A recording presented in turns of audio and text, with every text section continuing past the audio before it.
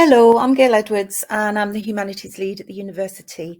You're going to be working with a PGCE trainee for SE3 as we go into SE3.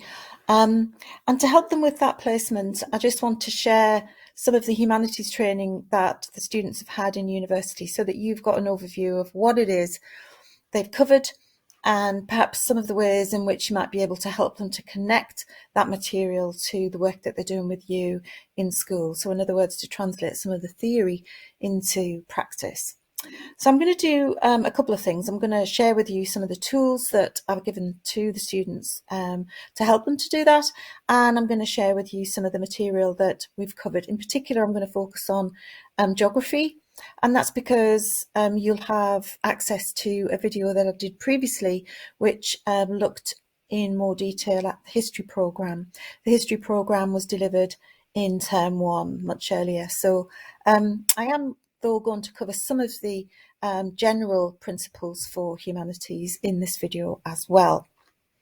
So first of all, I think it's important to share with you a couple of things.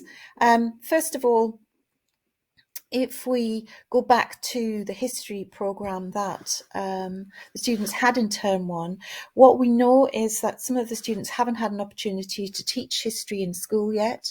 And that can be just because the curriculum that was covered in the school at that time during their placement didn't allow for that. It may be that the curriculum was covering a topic that didn't include history, or for other reasons it was squeezed out. So this placement, SE3, it's really imperative that the students have an opportunity to teach history, particularly as some of the principles that they've investigated and the theory and so on, some of that important information was delivered early on in term 1. So this is just a reminder really on screen of the main aims of the primary history programme, and you can perhaps pause this video and have a look through those if you want to refresh your memory, or if you want to, you can go back and have a look at the history video that I did a little while ago. So that's uploaded for you as well. Okay, so another thing that I want to draw your attention to is something the students have. This is a tool that they've got access to. It's in the handbook. So they have the Humanities handbook, and in the back of that handbook in section 4, they've got this. So what is this? Well, really, this is to help them on placement so that they can write something in their training plan for either history, geography, or RE, or all three, that is going to help them to improve and develop and make progress. So this is to help them identify targets really for their teaching, and the support here is just as a scaffold. So it's much like a kind of action plan, and they may already, I've encouraged them to do this, they may have already written some things in these boxes here, just notes that they might have made during the taught sessions in university, where they've identified things that they already know they need to do some work on, or they need to set targets for. In this section here, in the first column, what I've written is just some of the things they need to be mindful of. So these are the key principles. So for example, just a reminder of, for history, the key concepts. So things like chronology, causality, change, interpretations, evidence, skills, and so on. So those are the things that they need to be mindful of as developmental targets or aims for the children that they're teaching across Key Stage 1 and 2. There are also pedagogic principles and various repertoire of good practice, things that they need to be mindful of, such as how are they going to make sure that children are challenged in history? How are they going to execute historical fieldwork? So all the things to do with pedagogy, with developing a repertoire really of pedagogic skills. Pupils' development and attitudes as well, and then this continues for geography. So there's a particular action plan for geography. Now the idea really is not necessarily that they fill all of these boxes in, This is just for them to scribble down notes during the university sessions. The idea is that they use this as a tool to help, as an aid memoir really, to help them when they're creating their training plan with yourself. So the training plan is in the yellow booklet.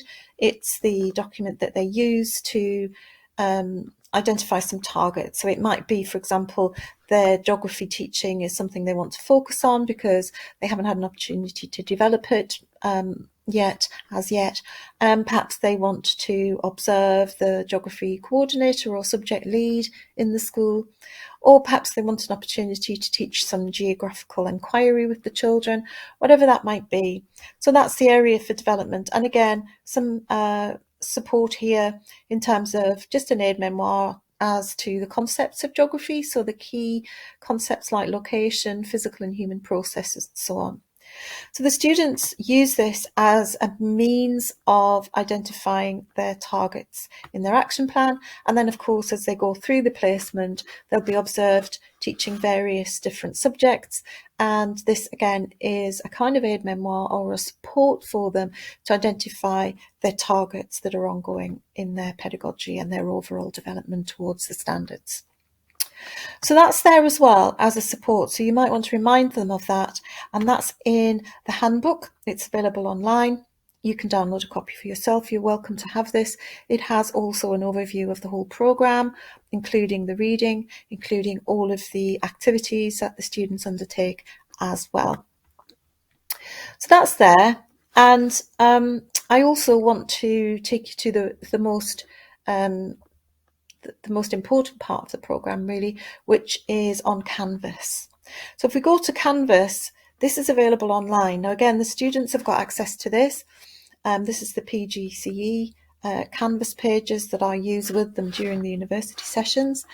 And it gives you a really good overview of the material that we cover. As I said, I'm going to look at primary geography because they've just had that training in term 2, and the idea is that they can take this forward and into their placement, and when they teach primary geography, that they can apply some of this learning to their practice so that they can develop towards the standards.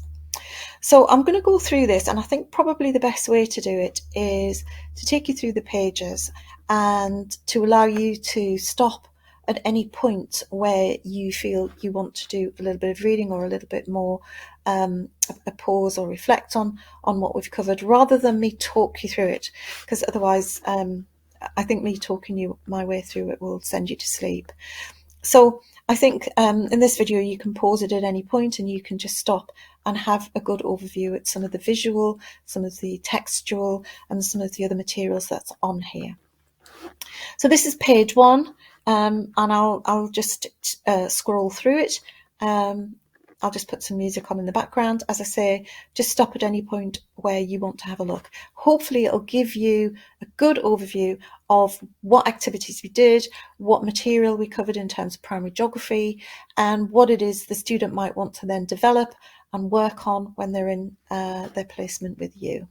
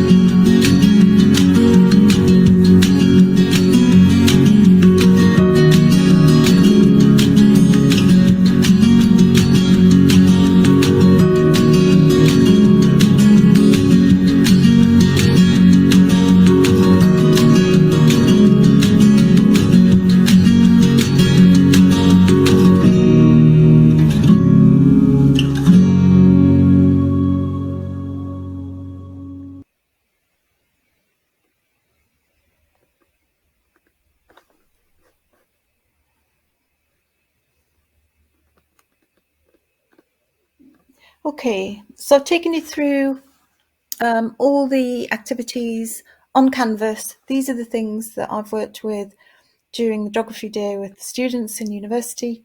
You might have noticed that there are lots of links to various materials.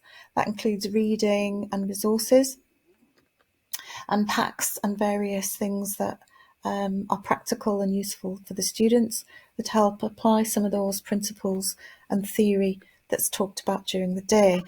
Now, those materials are available to the students at any time, so they can log into Canvas and they can download those materials when they need them. If you want access to any of those materials, if there's anything there that you think might be useful, that you want to work with the trainee on, if you want to look at some reading together, or you want to reflect on a particular aspect like eliciting prior knowledge in geography, or looking at geography concepts, or perhaps planning for geographical understanding. If you want anything at all that you feel might be useful to yourself, please do feel free to access that with the student, with the trainee who's working with you, and to download a copy for yourself as well. So I think that's all really that I want to share with you at the moment. As I say, I think it's really important that the trainee works with you on the targets that they've identified. They've already completed their self-evaluation, and I do know that some of them are worried about not having opportunities to be observed in teaching history, geography and RE. So that would be something that I would prioritise as part of SE3, along with other foundation subjects that perhaps they haven't had a chance to work on yet. As always, please do contact me if you want any more information. It's gailedwards@ncl.ac.uk. Thank you.